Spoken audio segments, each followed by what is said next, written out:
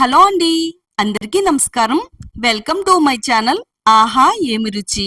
ఒకే గిన్నెలో చేసుకునే రెసిపీని చూపించబోతున్నానండి. అన్నీ కలుపుకుని ఒకే గిన్నెలో చేసుకోవచ్చండి. అది కూడా కుక్కర్ ఉంటే సరిపోతుందన్నమాట. 10 నిమిషాల్లో రెడీ అయిపోతుంది. ఇది లంచ్ బాక్స్ లో కూడా చాలా బాగుంటుంది. వీడియో అక్కడ కూడా స్కిప్ చేయకుండా చూడండి. వీడియోని లైక్ చేయండి. ఈ వీడియోని మీ ఫ్రెండ్స్ కి ఫ్యామిలీ వాళ్ళకి షేర్ చేయండి. తప్పకుండా సబ్స్క్రైబ్ చేసుకోండి. ఎంతో టేస్టీగా ఈజీగా ఉండే ఈ రెసిపీని తయారు చేసుకోవడానికి ముందుగా ఒక గిన్నెలోకి 1 గ్లాస్ రైస్ వేసుకుని 1కి 2 సార్లు శుభ్రంగా నీట్ గా కడుక్కోవాలండి.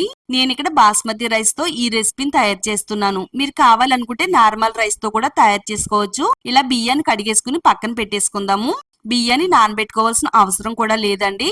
తర్వాత స్టవ్ ఆన్ చేసుకుని స్టవ్ పైన కుక్కర్ గిన్నె పెట్టుకుని ఒక 2 నుంచి 3 టేబుల్ స్పూన్ వరకు ఆయిల్ వేసుకోవాలి.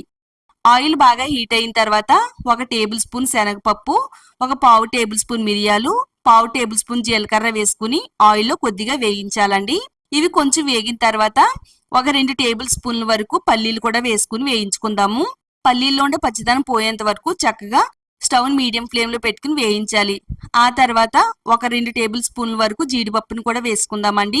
జీడిపప్పు మంచి గోల్డ్ కలర్ వచ్చేంత వరకు వేయించుకుంటే సరిపోతుంది. ఈ విధంగా అన్ని కూడా బాగా వేగిన తర్వాత ఒక మీడియం సైజ్ లో ఉండే ఉల్లిపాయను తీసుకుని సన్నగా పొడవుగా కట్ చేసుకుని వేయించేసుకుంటే సరిపోతుందండి.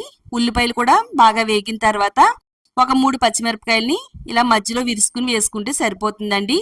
ఒక 2 నిమిషాల పాటు బాగా వేయించేసుకోవాలి. మొత్తం అన్ని కూడా మంచి గోల్డ్ కలర్ వచ్చేంత వరకు వేయించుకున్న తర్వాత మీడియం సైజు లో ఉండే ఒక పచ్చి మామిడికాయని తీసుకుని దానిపై నుండి పీల్ చెక్కేసుకుని మామిడికాయ తురుముని ఇందులో వేసేసుకుందామండి. ఇందులో ఉండే పచ్చిదనం పోయేంత వరకు 1 నిమిషం పాటు వేయించుకుంటే సరిపోతుందండి. మరి ఎక్కువగా వేయించవలసిన అవసరం అయితే లేదు. కొంచెం పుల్లగా ఉండే మామిడికాయని తీసుకుంటే సరిపోతుందండి. ఇలాగా మామిడికాయ తురుము వేసేసుకుని 1 నిమిషం పాటు బాగా వేయించిన తర్వాత ఒక 1/4 టేబుల్ స్పూన్ పసుపు వేసుకోవాలి. రుచికి సరిపడినంత ఉప్పును కూడా వేసుకోవాలండి. 1 టేబుల్ స్పూన్ వరకు కారాన్ని కూడా వేసుకుని మొత్తం అంతా కూడా కలిసేటట్టుగా అంతా కూడా బాగా కలుపుకుని 1 నిమిషం పాటు బాగా వేయించుకుంటే సరిపోతుందండి. ఇవన్నీ కూడా బాగా వేయించిన తర్వాత లాస్ట్ లో మనం ఇందులో ఒక 1/4 టేబుల్ స్పూన్ వరకు గరం మసాలా వేసుకోవాలండి. అంతా కూడా బాగా కలుపుకున్న తర్వాత ఇప్పుడు మనం ఇందులో వాటర్ పోసుకుందామండి. 1 గ్లాసు బియ్యానికి 1.5 గ్లాసులు నీళ్ళని పోసుకోవాలండి. 1.5 గ్లాసులు నీళ్ళని పోసుకున్నట్టయితే పొడి పొడిలాడుతూ చాలా బాగా రైస్ అనేది ఉడుకుతుందండి.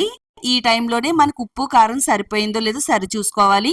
కొంచెం సాల్ట్ వేసానండి. మనం ముందుగా కడిగి పెట్టుకున్న రైస్ ని ఈ వాటర్ లో వేసేసుకుని అంతా కూడా కలిసేటట్టుగా బాగా కలిపేసుకోవాలండి. మనకి ఇక్కడ చూడడానికి వాటర్ అనేది కొంచెం తక్కువైనట్టుగా కనిపిస్తుందండి, కానీ కరెక్ట్ గా సరిపోతుందండి. ఈ విధంగా ఈ కొలతలతో మనకి రైస్ అనేది బాగా ఉడికి పొడి పొడిలాడుతూ చాలా బాగా వస్తుందండి. ఇప్పుడు అంతా కూడా కలిపేసుకున్న తర్వాత కుక్కర్ పైన మూత పెట్టేసుకుని 3 విజిల్స్ వచ్చేంత వరకు స్టవ్ మీడియం ఫ్లేమ్ లో పెట్టుకోవాలండి. 3 విజిల్స్ వచ్చిన తర్వాత స్టవ్ ఆఫ్ చేసుకుని కొద్దిసేపు అలా ఉంచేయాలండి. మూత తీసి చూపిస్తున్నానండి. చూడండి, మ్యాంగో రైస్ అనేది చాలా బాగా వచ్చిందండి. పొడి పొడిలాడుతూ చూడడానికి కలర్ఫుల్ గా చాలా బాగుంది కదా. ఈ రైస్ మనం పిల్లలకి తయారు చేసి పెడితే కనుక చాలా ఇష్టంగా తింటారండి. లంచ్ బాక్స్ లో కూడా మనం చాలా ఈజీగా 10 నిమిషాల్లో తయారు చేసుకోవచ్చు. మనకి ఎక్కడ కూడా అడుగు పట్టకుండా రైస్ అంతా కూడా పొడి పొడిలాడుతూ చాలా బాగా వచ్చిందండి. టేస్ట్ కూడా చాలా బాగుంటుంది. మామిడికాయల సీజన్ కాబట్టి ఈ సీజన్ లో చూసిన ప్రతి ఒక్కరూ ట్రై చేయండి. ట్రై చేసిన తర్వాత టేస్ట్ ఏ విధంగా వచ్చిందో ఈ వీడియో కామెంట్ సెక్షన్ లో షేర్ చేయడం మాత్రం అస్సలు మర్చిపోవద్దు.